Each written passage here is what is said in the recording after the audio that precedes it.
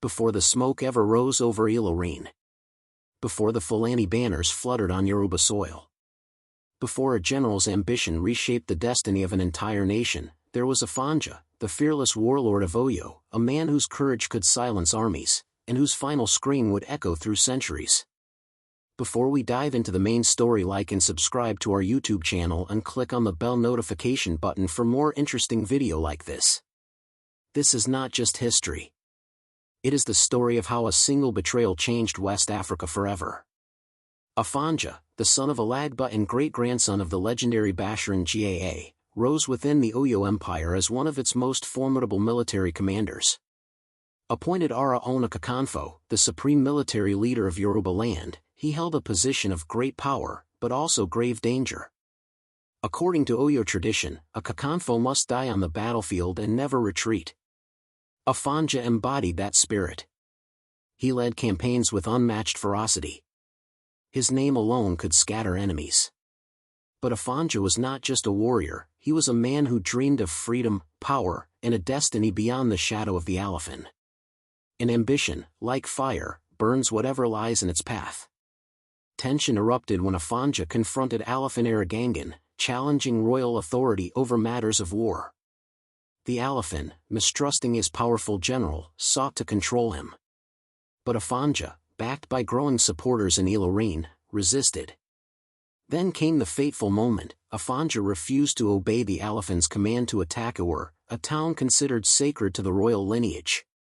This defiance broke centuries of Oyo political order. And for the first time, the Kakanfo became an enemy of the crown. Desperate for military advantage, AFONJA sought allies from beyond Yoruba land.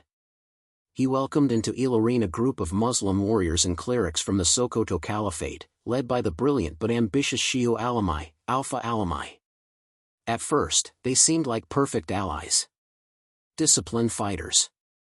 Spiritual authority. Skilled horsemen. Eager to spread Islam and gain influence. AFONJA believed he could command them.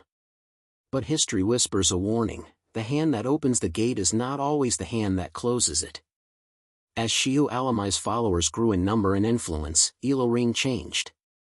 Fulani warriors controlled key strategic points. AFONJA's own men began defecting. The city he built. The army he formed. The allies he welcomed. All slowly slipped away from him. After Sokoto Alimi's death, leadership passed to his son, Abdusalami, whose loyalty was not to AFONJA, but to the Sokoto Caliphate. Then came the final blow. One night, under the cover of darkness, as Ilorin's winds carried the scent of rebellion and betrayal, AFONJA's compound was surrounded, not by Oyo enemies, but by the very men he once embraced as allies. The Fulani, now fully armed and united, turned their swords on him. AFONJA fought like a lion. He killed dozens, refusing to fall easily. His final stand became legend.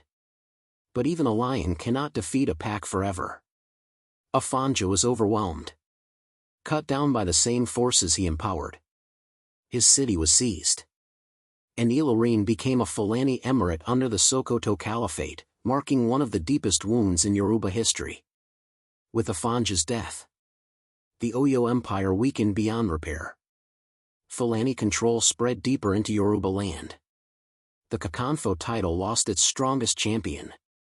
Ilorin became a permanent political anomaly, Yoruba by ethnicity, but ruled by a Fulani emirate. AFONJA's dream of independence had become the doorway to conquest. But history rarely ends where the blood stops flowing. Today, centuries later, the question still burns like an ember in Yoruba memory. Was AFONJA a hero who was betrayed, or an ambitious general whose choices cost his people an empire? And deeper still, did the betrayal end with his death, or did it ignite a struggle that still shapes Nigeria's politics today? The answers lie in the shadows of history, waiting to be uncovered. When AFONJA fell beneath the blades of his supposed allies, when Ilorin's sky turned black with the smoke of betrayal, the Yoruba people believed the story had ended. But history wasn't finished. AFONJA's ghost did not rest. It walked through the halls of kings. It whispered through battlefields. And for generations, it haunted every political decision made in Yoruba land. This is the story of what happened after the general died, a tale of vengeance, pride, spiritual war, and a political shift so deep that its shockwaves still shape modern Nigeria. News of Afonja's death spread like wildfire across Oyo land. The Alifin, once threatened by Afonja's power, found no victory in his demise. Instead, he found a monster he could not control. The Oyo Empire, already weakened by internal conflicts and slave raids, now faced a new threat. A Fulani-controlled Ilorin, backed by the Sokoto Caliphate. A new military rival had risen on Yoruba soil, and it was growing fast. The Yoruba chiefs whispered among themselves. "Afonja, open the gate. Now who'll close it?" The title Aare Ona Kakanfo, once the most powerful military position in Yoruba history, suffered a transformation after Afonja's murder. Traditionally, the Kakanfo was expected to never retreat in battle, never betray the Alifin, die only in war, not by conspiracy. Afonja's fate broke all three. His ghost, in cultural memory, became a symbol of reckless ambition, of betrayal from within, of the danger of inviting outsiders into Yoruba conflicts. For future Kakanfos, Afonja's story became both a curse and a warning. Even in modern times, when Chief Mashood Abiola, MKO, was named Kakanfo in 1988, older Yoruba voices whispered, "The spirit of Afonja follows every Kakanfo." That title does not forgive. With Afonja dead, Ilorin officially became an emirate under the Sokoto Caliphate. Abdusalami was appointed emir. Fulani military leaders consolidated power. Yoruba chiefs in Ilorin either fled, submitted, or vanished. Ilorin's identity became a paradox.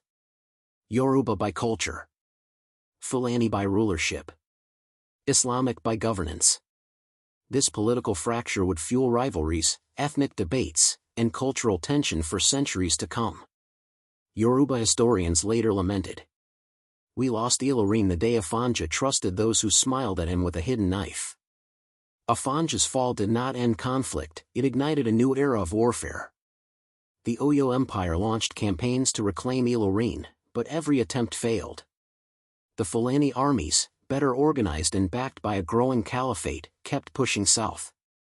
Key regions soon faced invasion or pressure. Offa, Agbomoso, Osadbo, Irisi. The Yoruba, once a unified imperial force, became fractured city-states struggling for survival. And in each battle, warriors whispered, "Let us not die like Afonja. Let us not be betrayed by our own." By 1835, the once mighty Oyo Empire, which had dominated West Africa for over 300 years, finally collapsed under internal rebellion, Fulani pressure, economic decay, spiritual division. Afonja's death played a direct role in this collapse. The empire's power shifted to the south, leading to the rise of Ibadan, Abeokuta, Ije, Madakik. New Oyo, Oyo Isle lost forever. These new Yoruba states were built by war refugees, many of whom swore to avenge Afonja's memory. Even today, the ghost of Afonja still influences Yoruba identity and political debates. Debates over Ilorin's true identity. Is Ilorin a Yoruba city ruled by outsiders? Or a multi-ethnic city shaped by history? Distrust of political alliances with the north. Many Yoruba elders still reference Afonja when warning against political alliances. Remember Afonja. Do not empower those who may one day overpower you. Cultural memory in songs and oriki. Oral traditions keep Afonja's spirit alive, portraying him as both a warrior betrayed by allies and a man whose ambition endangered his people. Modern leadership cautionary tale. Politicians and military leaders are taught Afonja as a symbol of miscalculated alliances, internal division, failure to foresee consequences. Afonja is no longer just a historical figure, he is a metaphor, a warning, and a ghost that still whispers through Yoruba history. Centuries later, one question remains unanswered. Who truly orchestrated Afonja's death? Was it the Fulani leaders seeking a new emirate? The Sokoto Caliphate executing a planned expansion? Yoruba chiefs who feared AFONJA's rising power? Or a combination of all three? Some historians even suggest secret letters, hidden alliances, and quiet agreements sealed AFONJA's fate long before the night he was killed. And somewhere in those shadows lies the final truth. AFONJA didn't just die in Ilorin. He was removed, by hands still unnamed. Until that truth is uncovered, the ghost of AFONJA will never rest. Want more stories like this? Hit like and subscribe so you don't miss any of our story, because this is just getting started.